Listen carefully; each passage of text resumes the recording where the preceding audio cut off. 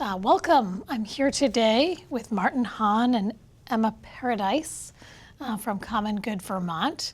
And tell us, let's introduce yourselves to the folks. We'll start with you, Martin, as the Executive Director. Great, nice to meet you, Meg. Martin Hahn, I'm the Director of CommonGood Vermont. I've been at CommonGood for just about a year, but I have a long career doing nonprofit work. I most recently was the director of the Vermont Coalition on Homelessness and oversaw a merger that became the Housing and Homelessness Alliance of Vermont, which is pretty exciting. I was the director of the library in Montpelier, director of the Housing Development Organization in Central Vermont. So it's a tremendous opportunity for me to come now to CommonGood Vermont, which serves sectors so broadly, which we'll talk some more about, but come from a long interest in nonprofit management. Yeah.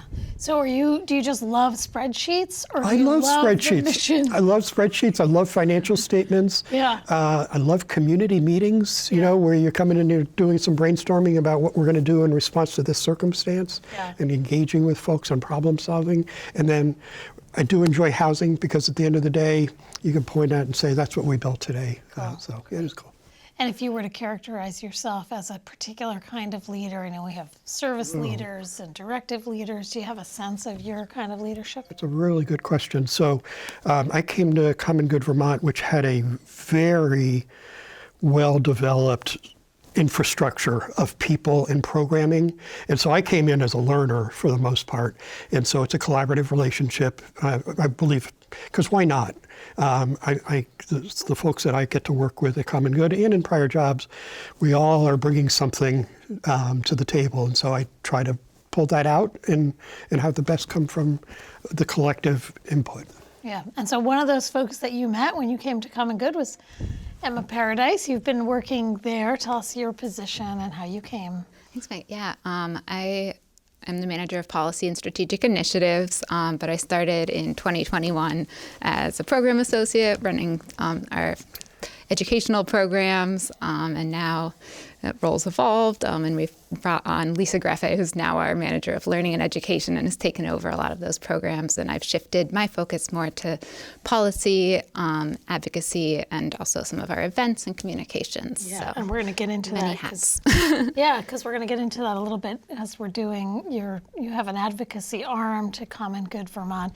Tell us a little bit, what is CommonGood Vermont? What is its, yeah. Great. I'll give the elevator pitch, but I do want to acknowledge this place that we are, which is at CCTV, which incubated CommonGood Vermont. And so it's still memorialized on your entryway, a hallway. And so how great that an idea that started in a meeting room has now grown into a fairly significant statewide presence to support nonprofit organizations. Yeah. So we do three things, if I could, most broadly. We are statewide association of nonprofit organizations, and to support that, we do training and education. We do long-form training, 2 courses, in particular nonprofit management and fundraising and development, that go over a course of 5 to 6 months, and it's fairly intensive. We also do a lot of what we call one-off webinars. We're doing something next week about strengthening a board of directors. We've done something about AI and working in the nonprofit workplace. A lot around compensation and benefits. So we sponsor a wages and benefits report, which surveys Vermont nonprofits to find out what are they paying and what are the benefits. So we did a lot on that. So we do anywhere from 1 to 2 webinars a month in addition. So training and education is one thing. The second thing is advocacy and public awareness. Great thing about CommonGood Vermont is we are in many different places, many different types of organizations, and what we try to do is find commonality and elevate those interests and concerns to impact policy. And Emma will talk a little bit later about what we're doing currently at the State House. But us being effective advocates for the interests of the sector is a really important role for us. And as well to raise the profile of nonprofits in the community. Many people don't think they are in contact with a nonprofit organization, but they are every day in some manner. So training and education, advocacy, and then the last is convening, that we bring people together in the room to talk about what's going on in their community, what's going on with their work, what's going on with their organization, where are their commonalities, where can we support each other. So we did a statewide listening tour last year. We hosted in October the first annual nonprofit summit in Montpelier, sold out Capitol Plaza. And the second annual is going to be November 4th in South Burlington at the DoubleTree. And so we try to bring people together. We had a statewide call around community safety, which is impacting many nonprofits. So we try to get folks into the room to talk to each other. So you're convening folks around a specific topic in that you want all the kind of nonprofits to think about. To engage in, yeah. Yeah. Yep. So one of the things we used to have these buttons around called 19, they said 19%, and it was speaking to what percentage of the state's economy is actually supported by nonprofit Yeah. infrastructure. That's a really great question, and Emma, I think, is well poised. Yeah. Yeah, so I think the most recent numbers was nonprofits in total generated $10 billion in revenue annually, and we employed 1 in 5 Vermont workers, which is actually up from the 1 in 7 number in the 2017 report. So we are a growing part of the workforce and economy here in the state of Vermont. And that, and many folks don't realize, as you said, whether they're touched by a nonprofit or not, that nonprofits often do work that the state can't do in its own sense, right? Or chooses not to. Yeah. Do you want to amplify that? Yeah, a lot of essential services from food and housing to health services are all provided by nonprofits on behalf of the state, and that's been a conscious decision made by the state decades ago. And those organizations, are really connected to our communities and doing their best to deliver the vital services. A really interesting fact that we just learned, which is Vermont nonprofits per capita have the highest rate of accessing government grants. And it is because the government has delegated services to nonprofits, which, as Emma says, they're closer. The nonprofits are closer to the community to deliver services. And we could think of myriad ways that that's happening in Chittenden County. Yeah, certainly. So let's jump right into that advocacy realm, because we're talking about grants, and one of the things that you are doing is this state grant modernization. Yes. So tell us a little bit about what that's looking like in Montpelier right now. Yeah, so it's actually perfect timing that we're here today. We just saw that our bill was released for introduction. It's been a slow start to the legislative session, but And what's the bill number? H233 is the state grant bill. And this bill, we worked on it last year at the second half of the biennium, and it seeks to really improve grant and contracting processes and systems for nonprofits and create efficiencies that benefit not just the organizations that are receiving those funds and delivering the services, but also for those administrating the grants in the state. So really making sure that taxpayers are getting the best benefit they can through this partnership between nonprofits and the state of Vermont. So we're looking at a lot of grants over time have shifted to the reimbursement model, where organizations are paying for expenses out of pocket and then are reimbursed by the state, which sometimes can create a cash flow issue depending on when those payments are received. Particularly over the past few years, we've been seeing a lot of late payments, so looking at how we can make sure that those payments are being made in a timely manner. And really just where are there opportunities to create more consistency across state agencies and departments where they all have very different grant systems and processes, and it's a lot to juggle. So was there a working committee that looked into framing this bill, and was CommonGood part of that working committee? Yes, so CommonGood, I think it was 2022 at this point, we heard from organizations that were really struggling with some of these challenges that the current systems presented, and wanted to look into how we can address them. And so CommonGood convened a working group, the convening work that we do of organizations from all different sectors, from environmental groups to human service organizations, youth serving organizations, and really to understand what were those challenges and where the most consistent pinch points. And out of that, we worked with Representative Williams at the time, who had introduced a similar bill to add in some language that would really address these challenges. And so we did a great job advocating for that last year. We moved it all the way through the House and Senate. Unfortunately, we ran out of time at the end of the year. But this bill is back, and we're really excited to move it forward. And thanks to Representative Nugent, who is the lead sponsor on the bill. Great, Yes. yeah, and that's great to know. So this state grant modernization, it's moving forward. This is part of the advocacy work. Are there other pieces to the advocacy work that you're doing in Montpelier? Yeah, I think the grant bill is definitely our top priority, but we are supporting efforts around housing. We have been elevating the nonprofit perspective and community safety conversations, understanding that organizations are both employers who are impacted by community safety concerns, but also working on the front lines to address and serve those most vulnerable populations. And so bringing that into the policy conversation. Yeah, I mean, examples of nonprofit hiring somebody for a vital position out of state who then comes and is unable to find housing. So it's not just the urgency of people who are unhoused, but it's also a barrier to economic development. Childcare would be another pinch point for the sector. Are people able to get to work as fully as they might like? So there are a range of issues that impact organizations throughout it's a statewide concerns. Great. Yeah. And I think healthcare is one other issue. Yes. We heard in our 2024 wages and benefits report, 96% of organizations reported an increase in their premium costs, which was much higher than previous years and in other parts of this.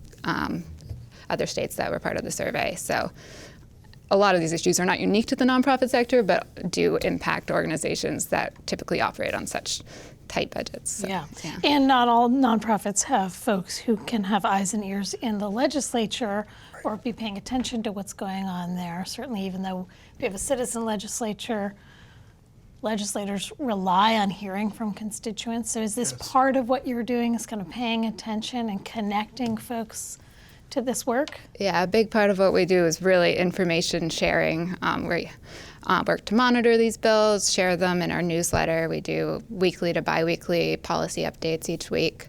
And in April, we'll be bringing folks to the State House for Nonprofit Legislative Day on April 22nd.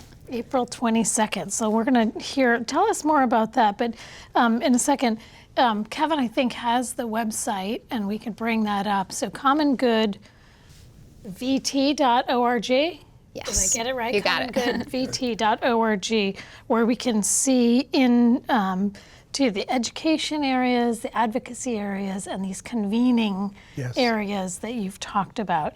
And I'd say perhaps most importantly, there's a subscribe button. So we send out a weekly e-news, which is the information that Emma's talking about, us collecting information and then disseminating it out. And it's got 3,500 person mailing lists, and people find high value, and it has a jobs board in it, and a funding board, and a board to recruit board members. Yeah, I've used it to post job announcements, to look for funding opportunities, certainly, as you said. Yeah.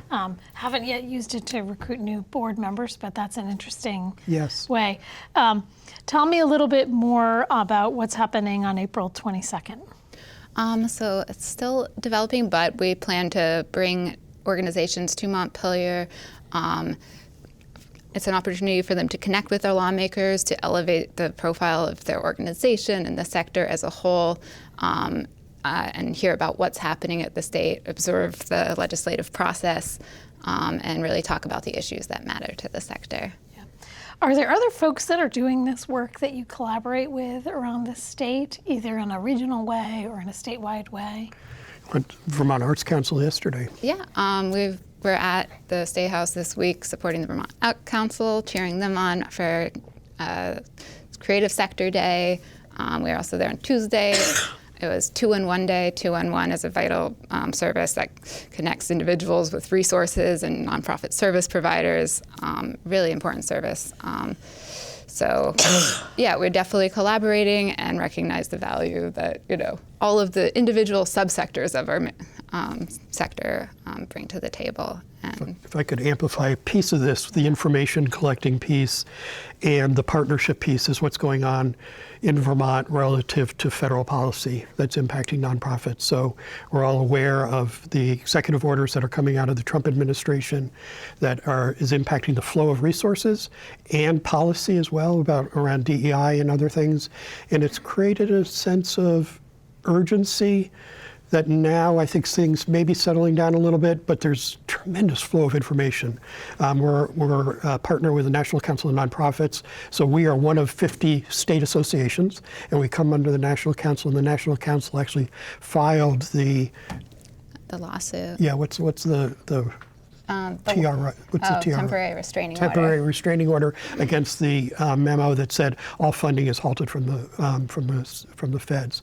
So there's a lot of information coming from them and from other advocates. And then in Vermont, there's the Treasurer's Office has a task force that's working and examining how those federal changes are impacting Vermont. And there are then folks around community action agencies and housing developers and food security who are also all watching this. And so we try to collect that information and disseminate it. The challenge in this moment is there's too much information in some ways, and not all of it reliable. And what we learned yesterday is no longer true today. But it's an important function for common good to help sift through it and to disseminate it in a way that hopefully is of value to our members. Yeah, can you give us some, I think that's in some ways top of mind. There are a lot of current trends that affect the nonprofit sector right now. Sort of the one that's headline news is, of course, the potential removal of federal funds, housing vouchers, any DEI funds, domestic violence funds. What is going on?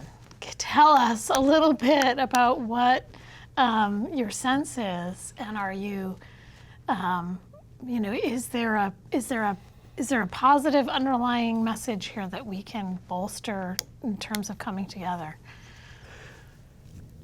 Go ahead. I wasn't sure if you were jumping in. I think that right now we're in a state of a lot of uncertainty and a lot of unknowns. And we've been working with the National Council of Nonprofits to collect stories from organizations so that they could use them in their lawsuit, but also so that we can understand what's happening here locally in Vermont. And we've heard from some organizations who have experienced their funds still being frozen despite the pending lawsuits, whereas others are really uncertain as to whether their programs will continue to be funded going forward. And it makes planning and hiring and all of these really big decisions hard to make right now. But I think, a lot of this we're waiting to see will be determined through the courts. So it's a lot of wait and see. But we really need at this time, I think, to come together as a sector and support one another and really just stay true to our missions as we can, and sort of assess where we may have vulnerabilities, but also make contingency plans. But understand that we still have work to do and that we're part of this community too. Yeah, as Emma said, many of the grants that come to nonprofits are reimbursable. You incur an expense and then you submit an invoice. And so one of our advocacy points is if somebody has submitted an invoice and the feds have held it up, that there should be some sort of a revolving line of credit that can support those organizations who did the work as they were asked to do, have paid salaries, have made investments in the community. And so an ask that we have in the short term is for the state of Vermont in some manner to step in, and maybe it's philanthropy, step in and to support organizations so they don't have to lay off staff or get a very expensive commercial line of credit. And I think also along those lines, we mentioned H.233 that's coming out, the grant reform bill. I think that's all of that's happening at the federal level really just underscores the need to strengthen state nonprofit relationships at this time to make sure that we have strong systems in place here, and good relationships. You mentioned, where would that revolving line of credit come from? And I wonder if you could talk just a little bit about Common Good's relationship with the philanthropy community, with places like the Vermont Community Foundation, and with the state. You mentioned, some of that work. Talk about those relationships. It's not easy work. Philanthropy is being really challenged in so many ways in terms of supporting vital services. So we do have a very strong relationship with the Vermont Community Foundation, the largest philanthropic organization in the state of Vermont, and they are doing a lot of very interesting things with their own capital, but they also have funds that they manage. So if I am affluent and I want to support the sector, I can put money at the Vermont Community Foundation and they'll help me disperse it. So they manage a lot of third-party funds, and so they are as interested in as we are, because they invest in nonprofits. They are as vested, if not more, perhaps, in the success of the nonprofit. So it's clearly a partnership. The state of Vermont is. There are a lot of competing needs, and in the moment we know that school budgets are highly challenged in investment in affordable housing or new housing development. And so in terms of a new experimentation or innovation, new investment opportunities coming out of the state. We're in a challenging time, it's fair to say. We're out of the pandemic. The pandemic sort of set a different mindset. Let's try and promote health equity, shall we, to make sure that health services are delivered quality to people of all means. We've really had to pull back on some of those pandemic area activities. Yeah. So convening, we've talked about, let's go back to the education piece. So you offered these regular webinars and then periodic, sort of the regular training. You want to talk about that a little bit? Just remind folks what those regular trainings are. Do you want to talk about certificate programs? Yeah, so we run 2 certificate programs. One, we just wrapped up nonprofit management.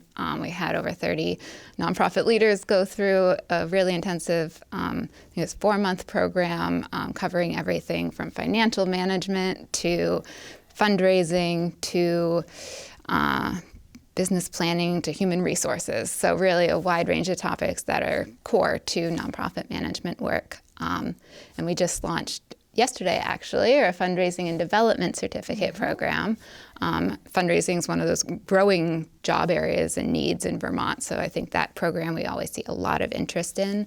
And we have a wonderful trainer that we work with. And it's really, in this program, you develop your own personal development plan tailored to your organization. So participants come out with a really tangible product that can really carry their organization forward. So. Yeah. And really, I'd say who we're serving, these are employees or board members of nonprofit organizations who are participating. And it may be somebody who's just been promoted from being a field staff to being a manager. So they're coming to our nonprofit management class. How do you put together a budget? How do you supervise staff? How do you have difficult conversations? So it's to support capacity in the organizations, to take that out of a small organization where they don't have to do all the training, and we can sort of bring it statewide. These are all currently remote, with one exception at the fundraising and development program. There will be one in person. We really struggle, as we talked about, with the efficiency of being on a remote call using Zoom. It gets everybody in the room. It saves on travel, and so on the other hand, there's less collegial interaction, and we struggle with how to do that well. The summit is a really great, so that's a statewide day-long gathering to get everybody in the room together. The energy is tremendous because we often work I shouldn't say we, it's not quite, many of our colleagues work in very small environments with a small board of directors, and they're doing their work. They got their head down, they're isolated. So to come and to meet somebody else who's doing that same thing and to learn, to share together. So it just creates a really good sort of environment of learning and engagement. Yeah. And again, if folks go to commongoodvt.org, they can access the list of events, they can look at the job board, et cetera. But you also have a membership part of the organization. We do. We are, full disclosure, CCTV is also a member of the organization. Tell us a little bit about this membership. Completely new initiative. We announced it in October at the summit, and it became live as of January 1st, 2025. CCTV was one of the first members to join, which is really awesome. And this is about us So when Emma is at the State House, you'll hear a lawmaker say, so who's CommonGood and why are you here and who do you represent? We've got 100 organizations now, so we've only been doing this for a couple months. We've got 100 organizations behind us that we can say, so in the Chittenden County area, we have Champlain Housing Trust and Spectrum Youth Services in Lund, in addition to CCTV, organizations that are making a difference in their community that we can then, when we go to the State House, we can say, these are the folks who are helping to inform our work. And we have launched roundtables. So there's an executive director roundtable and an advocacy roundtable. That's for members, where folks can come together in a sort of a well-defined space to talk about what's on their mind. This is not a workshop. This is a conversation about what's going on in your life. So we have on our website, there's a membership drop-down, and you can see what the benefits are for joining as a member, and there are dues associated with it. Yeah, that's great. We have a few minutes left. I'm not sure if there's any other things that you want to make sure to cover before we close up. I have one thing. Yeah. So CommonGood Vermont is a program of United Way of Northwest Vermont. So we were at CCTV, and then we went to Barbaro College, and then we went to United Way of Northwest Vermont. Yeah. So we are a statewide program of United Way, and the alliance with them is of tremendous value. So they host a couple programs which we benefit from, the Substance Use Prevention Network, which is regional, Central Vermont and Northwest, the Mental Health Initiative, which is to bring mental health providers who are scattered around doing sort of isolated work together to talk about how can we work more collaboratively together, and then a program called Working Bridges, which is to work with employers to support their employees to be successful. So do you have an issue around transportation? Do you have an issue, a medical issue that needs to be taken care of? Is there something going on in your family life that Working Bridges can help support you so that you are able to show up for work and ready to go? So those are just a couple of things that they do, and so for CommonGood to be in that mix is a really good place to be. Yeah. And Emma? I think just one other branch of what we do is around consultants who are such an essential part of the sector. Yep. Really, organizations run small teams, so having someone that can come in and fill that gap or support them with strategic planning or keep their books for them is really important. And so we have a nonprofit consultant directory. We also have a day-long training and facilitation training program coming up in May. That will be followed by a consultant convening, which is really an opportunity for nonprofit consultants to come together, form partnerships to support their clients, and really just learn from one another. So I think that's just one part of the sector that's also important to. We talk about a shortage of workforce, which is desperately true in this moment. Consultants are able to come in, so if you're a finance director, you haven't been able to fill that position, you can hire somebody to come in on an interim basis. And so it's really the consultant system in the state has been really effective in supporting sort of the success of nonprofits. Great. Yeah. Well, thank you both for all you're doing to strengthen this part of Vermont's important economic well-being and social well-being, really helping build the fabric of our community and support it. Thank you all for watching, and that's it. Thank you for the invitation. Thank you so much. It was really great. Thank you so much. Super.